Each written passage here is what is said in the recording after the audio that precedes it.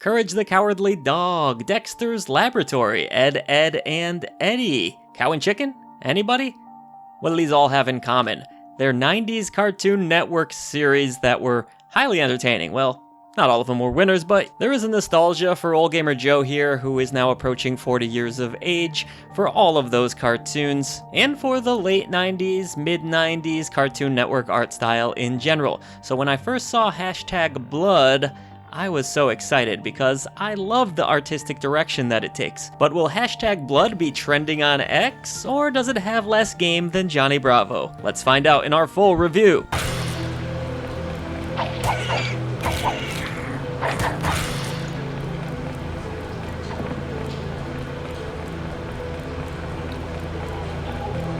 By the way, don't let us be a distant memory. Head on over to patreon.com/idreamofindiegames to gain Discord access and so much more. You can also support us by liking and subscribing to the channel, or even head over to twitch.tv/idreamofindiegames, where Gamer Ghoulfriend is streaming every Thursday at 7 p.m. Central, 8 p.m. Eastern. Either way, your new indie gaming community is waiting for you.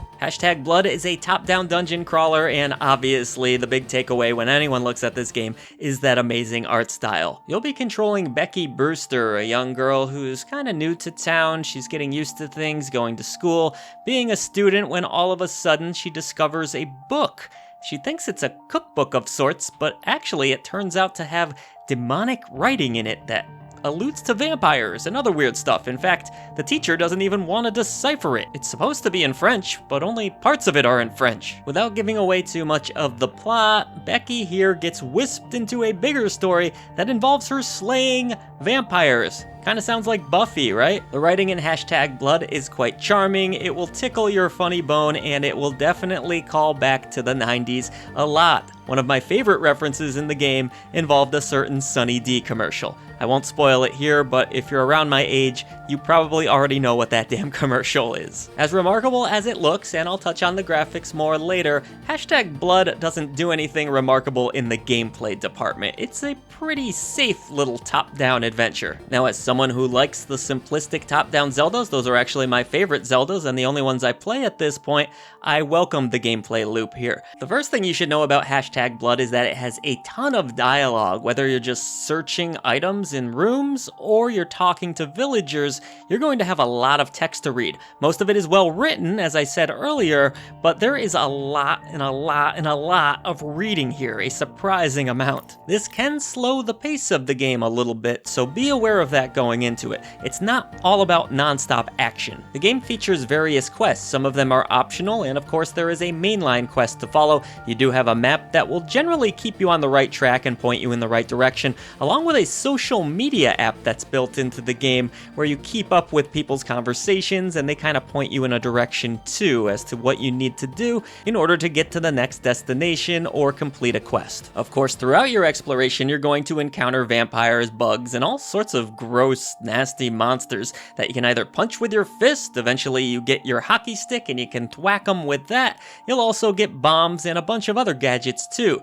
You do eventually get an umbrella as well, which adds a little bit of defense to the game that's missing in the first few hours. The combat is never going to evolve into anything special, but it's always going to feel adequate. There's a dodge roll to get out of the way, you strike your enemies at the right time. It does evolve a little bit with different combinations and the different weapons like I touched on there, but for the most part it's a pretty basic engine that has its quirks too. So when you take damage, for example, that can lead to a lot of cheap hits. There's not a cooldown like a lot of other games have. You don't really get a chance to recover, and that can definitely be a little bit irritating at times. Some enemies also need to be defeated a certain way, so an example of that. At one point you had to roll and do this uppercut attack that's performed by hitting X button, if you're using an Xbox controller anyways, while you're rolling. This doesn't really always line up well and it leaves you wide open. So yeah, the combat does have its quirks, but at the end of the day, this is a really forgiving game. If you die, you're not not really losing a lot of progress.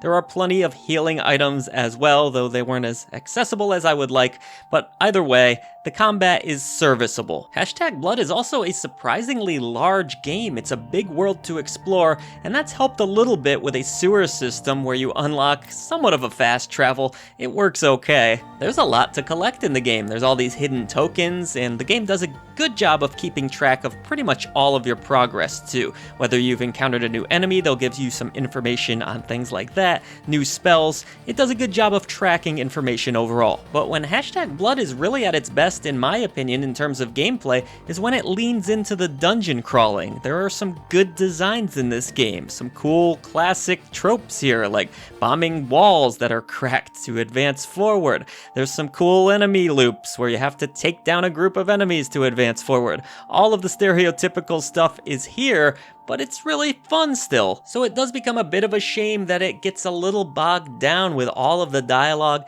and all of the running around and quests that do kind of kill the momentum that it builds up in those dungeons. There are also some really creative boss battles here outside of the dungeon design, so I think the game should have focused on that a bit more than all of the dialogue, even though it's not bad, and all of the walking about and kind of back and forth stuff that goes on in between. Hashtag Blood does also have the occasional puzzle for you, nothing to write home about there, but serviceable, again. Alright, so this game doesn't break any new ground in terms of gameplay, but the visuals sure do. Boy, the folks over at Cartoon Network should have a look at this and really hire some of these talented folks, because this game really does truly capture the spirit of a 90s Cartoon Network show. There's just no way around it. A lot of love and care has gone into it. The animations, they're honestly some of the best that I've seen in any indie game ever. I can't imagine the amount of work that must have gone into every single frame of animation, but it really paid off. And the world too. It's very vibrant, colorful, beautiful, lots of personalities here, big portrait art that looks phenomenal. I really can't praise the graphics and the overall art design enough. So naturally, the game looks like a cartoon out of the 90s, and to a degree, it sounds like one as well. Lots of boings and bounces and all of that fun stuff. The characters will talk in gibberish, so no real voice acting per se here, but it's adorable nonetheless. The game sounds pretty good. The soundtrack, not really amazing or anything, but it does fit the vibe of the game. So yeah, Hashtag Blood, a very stylish game that doesn't break any new ground, but is still a lot of fun to play, and just a joy to look at. If you enjoyed classic top-down Zelda games, and you're willing to put up with a ton of dialogue and some fetch quests here or there, then I think you'll really enjoy this one. I actually think it's worth playing just to view the amazing art and animations alone. It's engaging enough in the gameplay department, but really, the art is the story here. Just phenomenal. Yes, there are some frustrating bits. Yes, the combat engine is a little janky here or there, but I still recommend checking out Hashtag Blood for sure, and I'm going to award it the Bronze Genie Lamp of approval.